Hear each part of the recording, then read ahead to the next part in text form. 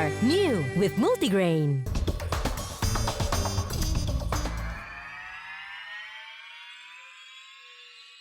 Dipersembahkan oleh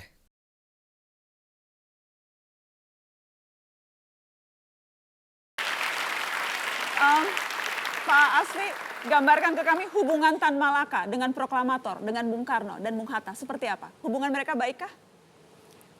Ya jelas, baik, mereka tidak berkonflik secara langsung gitu. Walaupun tentu ada perbedaan pandangan atau pemikiran antara Bung Karno dengan Tan Malaka. Yang jelas perbedaan itu terutama ketika Tan Malaka mendirikan Persatuan Perjuangan. Dalam Persatuan Perjuangan, Tan Malaka berprinsip bahwa kita mau berunding itu jika Belanda mengakui dulu kemerdekaan 100% gitu. Ya. Jadi jika tidak, ya kita tidak atau jangan berunding gitu. Itu kan sudah merupakan perbedaan di dalam taktik atau strategi mempertahankan kemerdekaan. Itu jelas ada perbedaan. Ada satu video yang sangat langka, video yang memperlihatkan Bung Karno berjalan berdampingan dengan Tan Malaka di rapat IKADA 19 September 1945. Kita lihat cuplikan video langka ini. Kemerdekaan telah diproklamasikan, tetapi ancaman tetap membayang. Dengan kekalahan Jepang terhadap sekutu, keadaan di tanah jajahan menjadi tidak menentu. Karena menurut Atlantic Charter, Jepang tidak berhak mengadakan perubahan apapun di wilayah bekas jajahannya. Sementara itu, pernyataan pemindahan kekuasaan akan diselenggarakan dengan cara seksama dan dalam tempo yang sesingkat-singkatnya perlu dilaksanakan. Rakyat dan pemuda ingin segera melucuti Jepang, mengambil alih kantor-kantor pemerintah dan swasta dari tangan kekuasaan Jepang. Keadaan kota Jakarta semakin genting.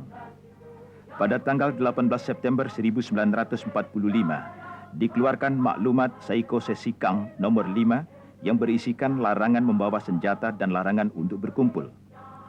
Reaksi kemarahan rakyat atas maklumat tersebut diperlihatkan pada tanggal 19 September sekaligus menunjukkan dukungan siaga kebulatan tekad mempertahankan kemerdekaan.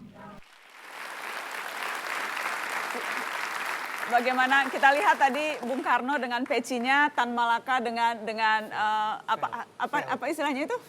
Velnya begitu ya, dengan helm, dengan bercelana pendek yang merupakan khas pakaian Tan Malaka. Ini dia.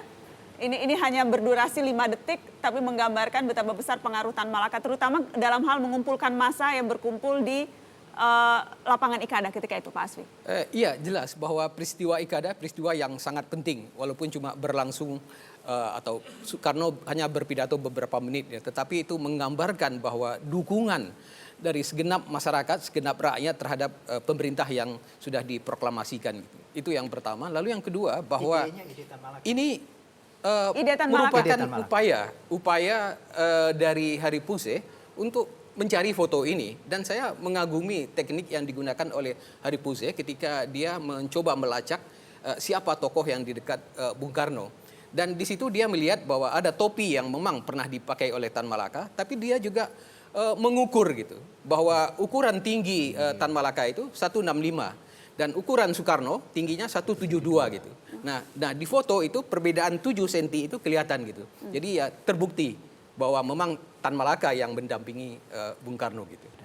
Simbol, karena kemudian proklamasi kita tahu tidak besar-besaran ketika itu, tetapi simbol bahwa negeri sudah merdeka, proklamasi di lapangan IKADA ini. Walaupun akhirnya Tan Malaka ditangkap tahun 1946, kita juga ada beberapa cuplikan beritanya ketika Tan Malaka ditangkap. Istilahnya Tan Malaka diserahkan kepada pemerintah, berhasil menawan Tan Malaka.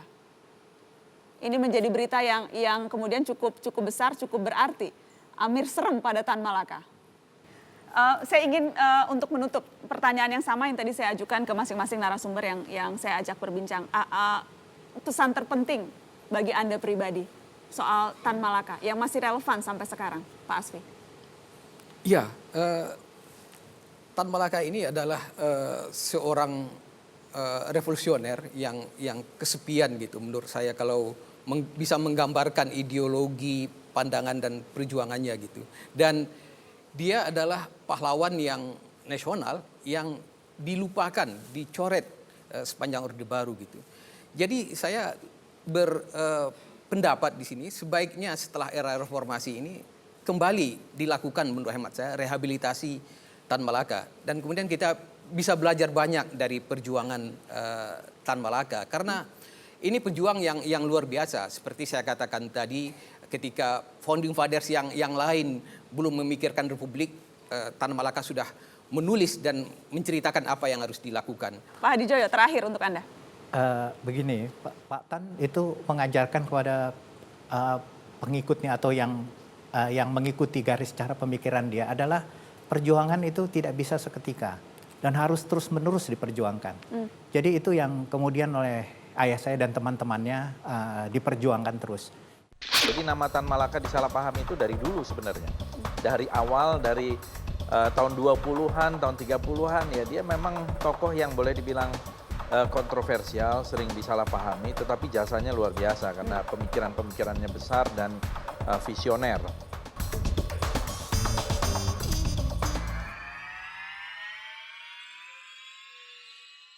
Dipersembahkan oleh